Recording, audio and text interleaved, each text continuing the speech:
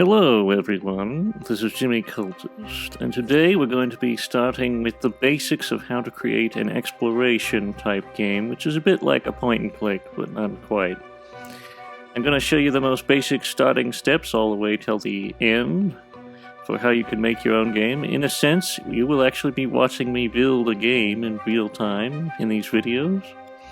I hope you enjoy. But for now, we're going to be starting on the puppet parameters, and this is something that goes for almost every game that you'll be making in Dreams, not just a point-and-click or an exploration game. But it has to do with the control of the puppet. The simplest thing you're going to want to do, by the way, you'll notice we have a basic sculpt going on here for the puppet. The visuals are not very important. I am going to make him look more like something later, but for now we have this basic outline of his appearance. Now just press L1 and square. Now what this does is open up the tweak menu, and in here you'll see all the various settings of the puppets in these menus. Now what we're going to do real quick is we're going to go to motion sensor movement right here, and you're going to want to turn that down. Now why are you going to want to turn that down? Because that's what makes the puppet do this thing. If you're ever very annoyed by that, you know, that the controller motion sensor movement affects the puppet, just go in here, turn that all the way to 0. Next, you'll see this. This is auto look, and basically that's what causes the puppet to follow your imp. He doesn't have much of a head, so it's not super noticeable, but you can kind of see him turning in the direction of the imp. Now this is great if you want to have an effect where your character notices objects on the floor or something, but we're not going to have that on for now. We may put it on later. And the next thing you're going to do is take this follow behavior out. I rarely ever use the follow behavior because you can pretty much craft your own and it's better, but whatever. But these are pretty much the steps you're going to want to do at the beginning of every game. Now that level complete chip, you might want to leave that in some games, but for this one we're taking it out. And if you want to know how to open the puppet logic, if you want to open the logic, just press L1 and X, and it should open up, you know, and you can do whatever you want. I call that scoping in. It's also how you get into the puppets, you know, this space where you can mess with the puppet's design and whatnot. But for now, let's go back to the tweak menu, and we're going to set some important settings in here. First of all is the run speed of the puppet. I want to set it to 4. I think 6 is a bit fast in most games, so I prefer 4. And the turn speed is usually very slow, so I prefer 250.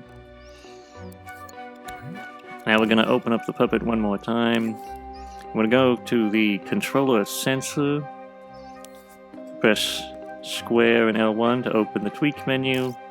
Then here you'll see all these various settings for puppet controls, inputs, and whatnot. There's some new stuff they've added that I haven't looked into yet, but for now we're going to look at this current. You don't usually want people to be able to depossess your puppet, so just delete the little wire running into depossess. And you also usually want people to just immediately jump into your puppet without having to press X, so turn on forced possession. That's just a little convenient thing for later. Now you'll see that turn is very smooth. The speed is regular. By the way, our deceleration,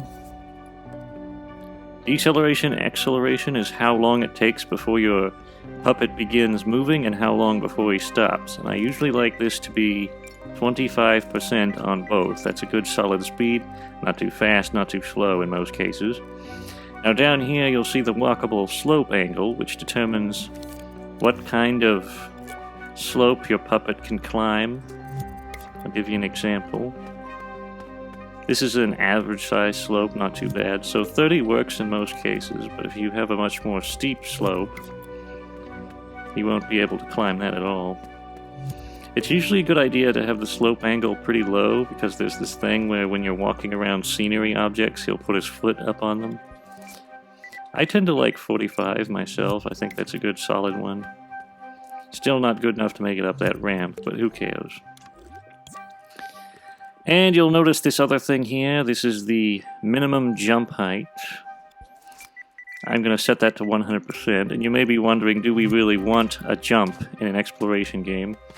There may be instances in which you want a jump, but basically, setting it to 100% with a minimum jump, means that your puppet will jump to his highest position without you having to hold down X, so it's basically just tap X and he'll jump as high as is possible for him to jump.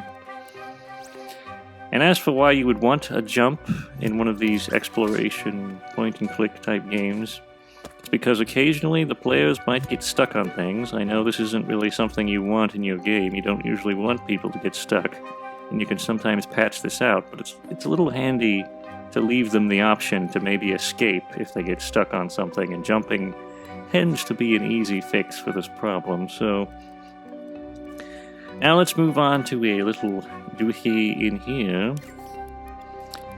X and L1, or L1 and X I should say. You'll notice the running pose parameters, and our puppet, we've sort of rescaled him so he looks sort of awkward and he's floating in the air. If you want to shut off animations such as these and reroute them, just press triangle and it will reset his parameters to his basic pose, which is ideal in this situation since we've been messing around with him. Now I'm just going to kind of squat him down and pull him forward just a little bit.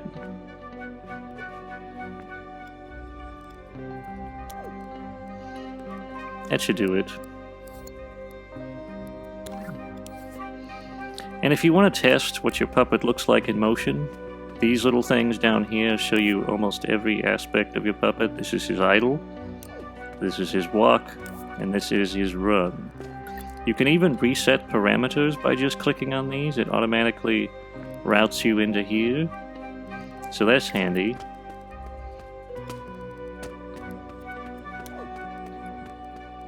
And in here you'll notice the various these are the various things you can style to give your puppet a specific walk. We're not going to get too heavily into these. I don't think they're too important from a gameplay perspective. Mainly what we're dealing with is things like this. Now there is one last little thing which I would like to cover, and that is what he collides with and what he is labeled. Now, labels in Dreams determine quite a bit. They determine the property of any given object. So if you look at this piece of material and we label it scenery, and then we label, we go to the collides with for our puppet, turn off all of these different settings so that he doesn't collide with those. Yeah. Normally he would, well, we're gonna have to dupe this out real quick to demonstrate this aspect.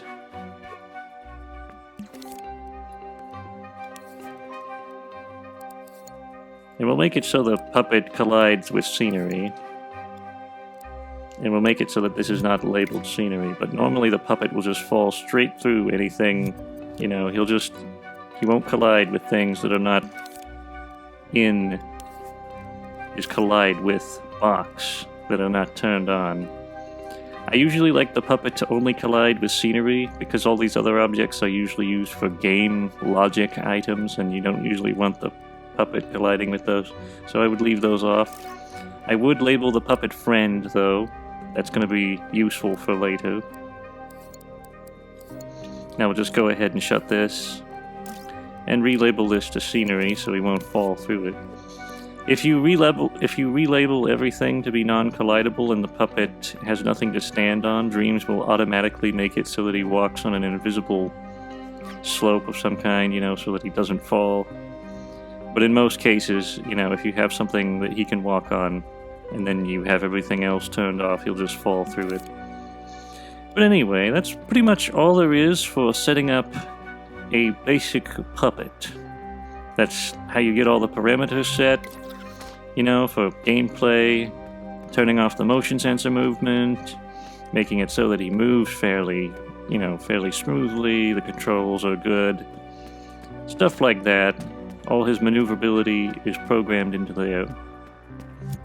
Now, before I end this video, I would like to make a little momentous announcement. For the first time ever, we have an actual monthly donator on Ko-fi who subscribed to us. And so we're going to show his name on here. Cheers to that fellow. Well, cheers to that, whoever they may be. And hopefully we'll have more of these in the future. If so, if you want to be a supporter, we'll display your name right here. But for the time being, that's all for this video. If you enjoyed this video, don't forget to leave a like and subscribe to the channel. And don't forget to ring the notification bell so you never miss another video. If you wish to support our earnest insanity, you can check the links in the description to donate or buy merch. Until next time, goodbye.